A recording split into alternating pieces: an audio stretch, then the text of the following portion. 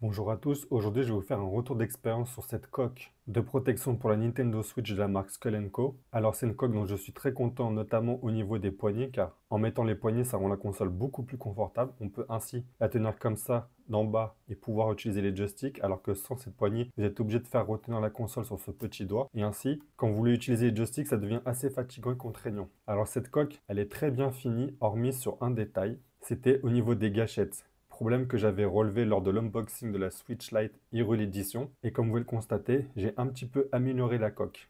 Alors j'y suis allé franco, parce qu'en fait, j'y suis allé petit à petit et en fin de compte, à chaque fois, je retirais, je retirais. Et là, au bout d'un moment, en retirant tout ça, bah, je me rends compte que c'est la perfection. Alors je vous montre les morceaux qui ont été retirés. Vous voyez, ça c'était la fameuse gâchette à droite qui était là, comme ça. Ça, c'est l'autre gâchette qui était ici. Ça, c'est les contours. Et ça, c'est pour le bouton volume et power. Pourquoi je l'ai enlevé? Parce qu'en fait, à chaque fois que je voulais éteindre la Switch Lite, quand j'appuyais sur le bouton power, ça me baissait le son en même temps. Et ça me rendait fou parce qu'à chaque fois que je rallumais la console, j'avais le son minimum et je comprenais pas. Donc, vous voyez, là, on voit bien power et moins et plus. Donc, vous voyez, au final, quand je mets tout dans la main, j'ai pas enlevé grand chose par rapport à toute la coque. Mais vous voyez maintenant, les manettes sont accessibles, elles ne font plus un bruit bizarre, elles ne restent plus bloquées. Vous voyez, le bouton Power et Volume est aussi accessible. Et vous voyez, en fait, j'ai vraiment fait par à coup. Là, pour moi, c'est les endroits parfaits où il faut découper, c'est-à-dire pas plus bas que ça. Ici, il faut aller à peu près comme ça. Vous voyez le petit virage là. Je vous montre aussi le contour de l'arrière. Je vais vous montrer juste après comment on fait pour faire une découpe ultra propre comme ça, parce que ce ne sera pas au couteau, au coupe-ongle ou au ciseau que vous arriverez à faire une découpe aussi propre. Je vous montre la même chose de l'autre côté pour ceux qui veulent s'inspirer. Regardez bien là où je me suis arrêté. Je me suis arrêté à fleur ici et à fleur ici. Alors j'insiste ici, il a vraiment fallu faire une petite pente comme ceci et pas couper droit. Ça c'est mon retour d'expérience, c'est pour ça que j'ai mis autant de temps à vous faire le retour d'expérience sur cette coque, c'est que vous voyez, il faut vraiment faire une petite descente. Et là vous voyez, ce n'est plus du tout accrochant, même si visuellement on a l'impression que si, vous inquiétez pas, c'est très très lisse. Là maintenant c'est parfait. Je vous montre aussi ici, si vous voulez vous inspirer de mon réglage. Et là c'est pareil, il ne fallait pas couper droit, mais il fallait venir légèrement en diagonale comme ça. Parce que je vous assure qu'avec cette coque, c'était impossible de régler le volume et d'éteindre encore plus. Donc maintenant, je vais vous montrer comment j'ai fait pour faire cette découpe ultra propre. Alors, je suis pas bricoleur, mais il me semble que ça s'appelle une mini fraiseuse ou un outil rotatif.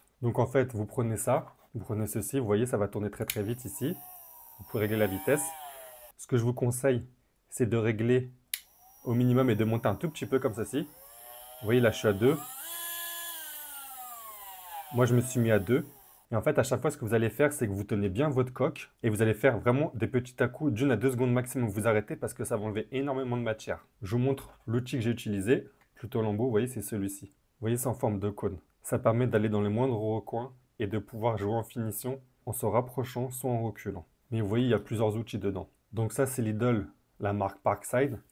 Mais évidemment, je vais vous mettre un lien en description pour que vous puissiez l'acheter sur Amazon. Je vous montre vite fait le produit sur Amazon. Vous voyez, vous avez tous les embouts, notamment le mien qui est là.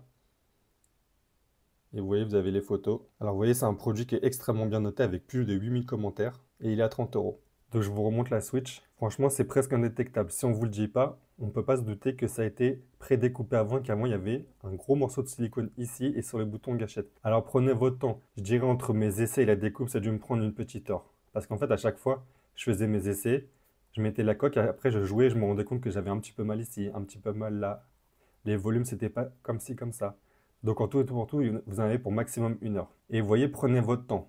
N'hésitez pas à bien affûter ici, à bien biseauter, je ne sais pas comment on dit, je ne suis pas bricoleur, parce que une fois que vous aurez bien fait votre travail, pendant des années, vous n'allez plus y toucher. Et ceux qui auraient peur que la console s'éjecte, bah vous voyez, je vous montre, vous voyez, elle tient très bien. Vous voyez, je la tiens par les coques, elle ne descend pas. Parce qu'en fait, elle est emprisonnée par le bas, donc je dirais qu'elle est bloquée à 80%, et après, elle est encore clipsée ici. Donc en fait, on n'a pas enlevé tant de matière que ça. Vous voyez, et elle vient encore être prise en étau ici. Donc vous n'avez rien à craindre, en enlevant autant de matière que moi, la coque va rester parfaitement en place. Je vous remontre encore les détails. Vous voyez, maintenant le R il est parfaitement accessible, c'est-à-dire que vous pouvez passer de ce bouton-là à celui-là juste en glissant dessus. Alors qu'avant, il fallait vraiment lever le pouce et venir appuyer. En plus, comme ils avaient rajouté de la matière, il fallait encore passer cet obstacle et revenir appuyer comme ça. Alors que maintenant, vous faites ça. Vous voyez, vous pouvez glisser. En fait, vous pouvez jouer comme la console a été conçue là-bas, c'est-à-dire sans coque. Mais c'est juste que moi, sans les poignets, c'est une console presque que je déteste au niveau de la prise en main, j'entends, parce que moi, je suis très sensible. Et faire tenir la console sur ce petit doigt, c'est pas possible. Et en plus, je suis désolé au niveau de la prise en main, mais quand on la tient par le bas comme ça au niveau des poignets, on est beaucoup plus réactif sur le joystick et les boutons. Alors que quand on la tient comme ça, bah, en fait, toute la main est en haut. Vous la tenez comme ça. Et en fait, venir sur le joystick, ça va venir fatiguer un peu la main et ça va ralentir vos réflexes. Alors que là, vous la tenez comme ça. Vous êtes déjà, vous voyez, à gauche, c'est pareil. Ça vous permet aussi de reposer votre pouce quand vous jouez uniquement en direction comme ça. Vous pouvez relâcher votre pouce, vous pouvez le mettre comme ça, comme ça.